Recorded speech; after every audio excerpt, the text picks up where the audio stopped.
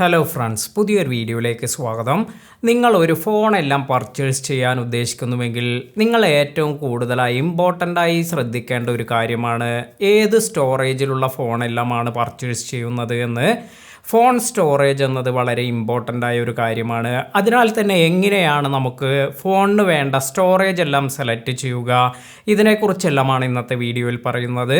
Phone സ്റ്റോറേജുമായി ബന്ധപ്പെട്ട ഏറ്റവും important ആയ ഒരു കാര്യമെന്ന് പറയുന്നത് നമ്മുടെ യൂസേജ് തന്നെയാണ്.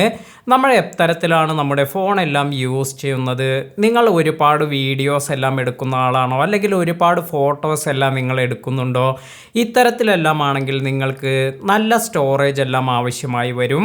അതുപോലെ നിങ്ങളുടെ ഫോണിൽ നിങ്ങൾ ഒരുപാട് ഫയൽസ് എല്ലാം ഡൗൺലോഡ് ചെയ്യുന്നു, അതുമല്ലെങ്കിൽ നിങ്ങൾ ഒരുപാട് ഗെയിം എല്ലാം കളിക്കുന്ന ഒരാളാണെങ്കിൽ ഇത്തരത്തിൽ നിങ്ങൾ കുറേ ആപ്ലിക്കേഷൻ എല്ലാം ഡൗൺലോഡ് ചെയ്യണമെങ്കിലെല്ലാം നിങ്ങൾക്ക് സാധാരണ ലഭിക്കുന്നതിനേക്കാൾ കൂടുതൽ സ്റ്റോറേജ് എല്ലാം നിങ്ങൾ കാണേണ്ടതായി വരും.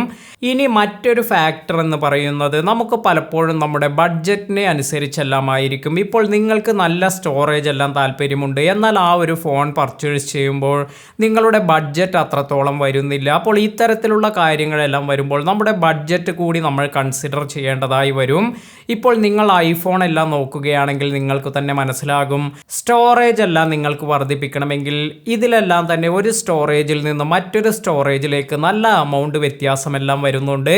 അതിനാൽ തന്നെ ബഡ്ജറ്റ് എന്നത് വളരെ ഇമ്പോർട്ടൻ്റ് ആയ ഒരു കാര്യമാണ്. നമ്മുടെ ബഡ്ജറ്റിനനുസരിച്ചുള്ള ഒരു സ്റ്റോറേജ് എല്ലാം നമുക്ക് പലപ്പോഴും സെലക്ട് ചെയ്യേണ്ടതായി വരും. ഇനി മറ്റൊരു കാര്യമെന്ന് പറയുന്നത് ഫ്യൂച്ചർ നീഡ്സ് എല്ലാമാണ്. അതായത് നമ്മൾ കൂടുതൽ കാലമെല്ലാം ഒരു ഫോൺ തന്നെ യൂസ് ചെയ്യാനെല്ലാം ഉദ്ദേശിക്കുന്നതെങ്കിൽ, അതായത് ചിലരെല്ലാം ഉണ്ട് ഒരുപാട് കാലമെല്ലാം ഒരു ഫോൺ തന്നെ യൂസ് ചെയ്യും, 6-7 വർഷത്തിൽ കൂടുതൽ, അല്ലെങ്കിൽ ആ ഒരു ലെവലിലെല്ലാം ഫോണെല്ലാം യൂസ് ചെയ്യാൻ ഉദ്ദേശിക്കുന്നുവെങ്കിൽ നമുക്ക് പല അപ്ഡേറ്റ്സ് എല്ലാം ലഭിക്കാറുണ്ട്. അതായത് നമ്മുടെ ആപ്ലിക്കേഷൻ അപ്ഡേറ്റ്, സോഫ്റ്റ്വെയർ അപ്ഡേറ്റ്, ഇങ്ങനെയുള്ള കാര്യങ്ങളെല്ലാം ശ്രദ്ധിക്കുമ്പോൾ നമുക്ക് നല്ല സ്റ്റോറേജ് എല്ലാം കൺസിഡർ ചെയ്യുന്നതായിരിക്കും നല്ലത്. കാരണം നമുക്ക് ഇത്തരത്തിൽ നമ്മുടെ ഈ ഒരു ആപ്ലിക്കേഷൻ എല്ലാം യൂസ് ചെയ്യുന്നതിനും അതുപോലെ നിങ്ങൾക്ക് ഫ്യൂച്ചറിലെ കുറച്ച് കാര്യങ്ങളെല്ലാം നോക്കുകയാണെങ്കിൽ ഇതെല്ലാം തന്നെ നിങ്ങൾക്ക് അഡീഷണൽ സ്റ്റോറേജ് എല്ലാം വേണ്ടതായെല്ലാം വരാം. അതിനാൽ തന്നെ അത്യാവശ്യം നല്ല ഒരു സ്റ്റോറേജ് എല്ലാം ഇങ്ങനെയുള്ളവർക്ക് ഓപ്റ്റ് ചെയ്യാം. എന്നാൽ നിങ്ങൾ അധിക കാലമൊന്നും ഫോണെല്ലാം യൂസ് ചെയ്യാത്തവരാണ്, പെട്ടെന്ന് തന്നെ മൊബൈലെല്ലാം മാറ്റുന്നവരാണെങ്കിൽ നിങ്ങൾക്ക് ഇത്തരത്തിൽ അഡീഷണലായി ഇതിന് ഒരുപാട് പണം ചെലവഴിക്കാതെ ഒരു മീഡിയം റേഞ്ചിലുള്ള സ്റ്റോറേജ് എല്ലാം സെലക്ട് ചെയ്യാം. ഇനി പലർക്കും ഡിപ്പെൻഡ് ചെയ്യാവുന്ന ഒരു കാര്യമാണ് ക്ലൗഡ് സ്റ്റോറേജ്, അതുപോലെ ഡ്രോപ്പ് ബോക്സ്, ഇനി അതുമല്ലെങ്കിൽ ഗൂഗിൾ ഡ്രൈവ്, ഇങ്ങനെയുള്ള കാര്യങ്ങളെല്ലാം ഉള്ളത് കൊണ്ട് തന്നെ പലർക്കും അവരുടെ ഫോണിൽ ഒരുപാട് ഡാറ്റാസ് എല്ലാം ഇത്തരത്തിലുള്ള ഐക്ലൗഡിൽ അല്ലെങ്കിൽ ഗൂഗിൾ ഡ്രൈവിലേക്കെല്ലാം ട്രാൻസ്ഫർ ചെയ്യാൻ പറ്റും.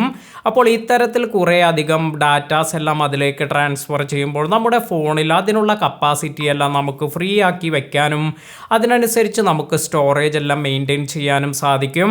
ഇനി ചില ആളുകൾ ചെയ്യുന്നൊരു കാര്യമാണ്, അവർ ഇതുപോലെ ഐക്ലൗഡ് അല്ലെങ്കിൽ ഇതുപോലെയുള്ള ഗൂഗിൾ ഡ്രൈവിലെല്ലാം തന്നെ പൈസയെല്ലാം കൊടുത്ത് സബ്സ്ക്രിപ്ഷൻ എല്ലാം എടുത്ത് അഡീഷണൽ സ്റ്റോറേജ് എല്ലാം ആഡ് ചെയ്യും. ഇങ്ങനെയുള്ളവർക്കും അതിനനുസരിച്ചുള്ള ഒരു സ്റ്റോറേജിലുള്ള മൊബൈലെല്ലാം പർച്ചേസ് ചെയ്യാം. ഇനി നമ്മൾ ഫോൺ സ്റ്റോറേജ് എടുക്കുമ്പോൾ നമ്മൾ ശ്രദ്ധിക്കേണ്ട ഒരു കാര്യം എന്ന് പറയുന്നത്, ചില ഫോണുകൾക്ക് നമുക്ക് എല്ലാവർക്കും അറിയാം സ്റ്റോറേജ് എക്സ്പാൻഡ് ചെയ്യാനുള്ള ഓപ്ഷനൊന്നും തന്നെ ഉണ്ടാകില്ല. അതിനാൽ തന്നെ നിങ്ങൾ ആദ്യം തന്നെ എടുക്കുന്ന സമയത്ത് എത്രയാണോ നിങ്ങൾക്ക് സ്റ്റോറേജ് ലഭിക്കുന്നത് ആ ഒരു സ്റ്റോറേജ് മാത്രമായിരിക്കും നിങ്ങളുടെ ഫോണിൽ അവൈലബിൾ ആയിരിക്കുന്നത്. എന്നാൽ ചില ഫോണുകളിലേക്ക് ഇതുപോലെ എക്സ്പാൻഡബിളായി, അതായത് മൈക്രോ SD കാർഡ് എല്ലാം യൂസ് ചെയ്ത് നിങ്ങൾക്ക് നിങ്ങളുടെ സ്റ്റോറേജ് എല്ലാം എക്സ്റ്റെൻഡ് ചെയ്യാനുള്ള ഓപ്ഷൻ എല്ലാം ലഭിക്കും. അപ്പോൾ നിങ്ങൾക്ക് നിങ്ങളുടെ സ്റ്റോറേജ് എല്ലാം ഇതെല്ലാം തികയുന്നില്ല എന്ന് തോന്നുകയാണെങ്കിൽ ഇത്തരത്തിൽ ഈ സ്റ്റോറേജ് എക്സ്പാൻഡബിൾ ആയ ഇങ്ങനെയുള്ള ഈ ഒരു ഫോണെല്ലാം യൂസ് ചെയ്യുമ്പോൾ അതിൽ നിങ്ങൾക്ക് മൈക്രോ SD എല്ലാം യൂസ് ചെയ്ത് നിങ്ങളുടെ സ്റ്റോറേജ് എല്ലാം വർദ്ധിപ്പിക്കാം.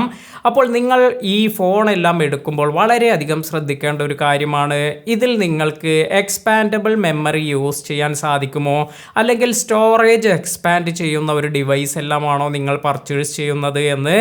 ഇത്തരത്തിൽ എക്സ്പാൻഡ് ചെയ്യാൻ പറ്റാത്ത ഒരു ഡിവൈസ് എല്ലാമാണ് നിങ്ങൾ എടുക്കുന്നതെങ്കിൽ തീർച്ചയായും ആദ്യം തന്നെ നിങ്ങൾ പർച്ചേസ് ചെയ്യുമ്പോൾ അത്യാവശ്യം നല്ല ഒരു സ്റ്റോറേജോട് കൂടി ഒരു ഡിവൈസ് തന്നെ പർച്ചേസ് ചെയ്യുക.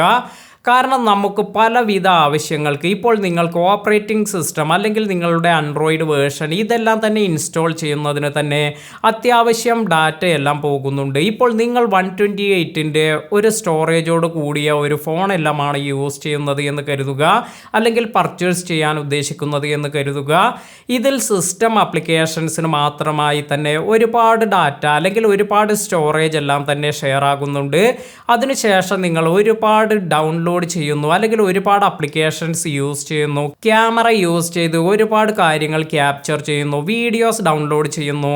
ഇങ്ങനെയെല്ലാം വരുമ്പോൾ നിങ്ങളുടെ ഈ ഒരു സ്റ്റോറേജ് എല്ലാം വളരെ പെട്ടെന്ന് തന്നെ കംപ്ലീറ്റ് ആകാനെല്ലാം ഇത് കാരണമാകും. അപ്പോൾ ഇടയ്ക്കിടയ്ക്ക് നിങ്ങൾക്ക് ഇത് സിസ്റ്റത്തിലേക്ക് ട്രാൻസ്ഫർ ചെയ്യേണ്ടതായെല്ലാം വരാം. നേരത്തെ എനിക്ക് പറ്റിയൊരു കാര്യമാണ്. ഞാൻ ഇതുപോലെ ഒരു ഫോണെല്ലാം പർച്ചേസ് ചെയ്തപ്പോൾ, അതായത് പോക്കോയുടെ X2 എന്നൊരു മോഡൽ ഞാൻ പർച്ചേസ് ചെയ്തപ്പോൾ വളരെ കുറഞ്ഞ ഒരു സ്റ്റോറേജ് എല്ലാമാണ് ഞാൻ യൂസ് ചെയ്തത്. അതായത് ഞാൻ അതാണ് ഓപ്റ്റ് ചെയ്തത്.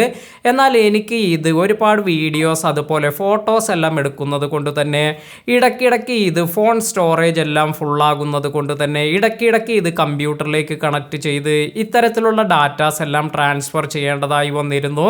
എന്നാൽ പിന്നീട് എനിക്ക് തോന്നിയത് അപ്പോൾ തന്നെ കുറച്ചുകൂടി സ്റ്റോറേജ് എല്ലാം ഉള്ളൊരു ഫോണാണ് ഞാൻ എടുത്തിരുന്നതെങ്കിൽ ഇത്രത്തോളം ബുദ്ധിമുട്ടൊന്നും എനിക്ക് വരുമായിരുന്നില്ല. അതിനാൽ തന്നെയാണ് ഫോൺ സ്റ്റോറേജ് എന്നത് വളരെ ഇമ്പോർട്ടൻ്റ് ആണ് എന്ന് പറയുന്നത്.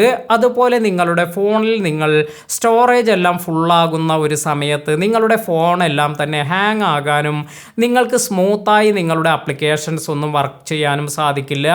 അതിനാൽ തന്നെ നിങ്ങൾ അത്യാവശ്യം കപ്പാസിറ്റി ഉള്ള ഒരു സ്റ്റോറേജ് എല്ലാം ആദ്യം തന്നെ നിങ്ങൾ സെലക്ട് ചെയ്യുകയാണെങ്കിൽ ഇങ്ങനെയുള്ള പ്രോബ്ലംസ് എല്ലാം നിങ്ങൾക്ക് അവോയ്ഡ് ചെയ്യാൻ സാധിക്കും.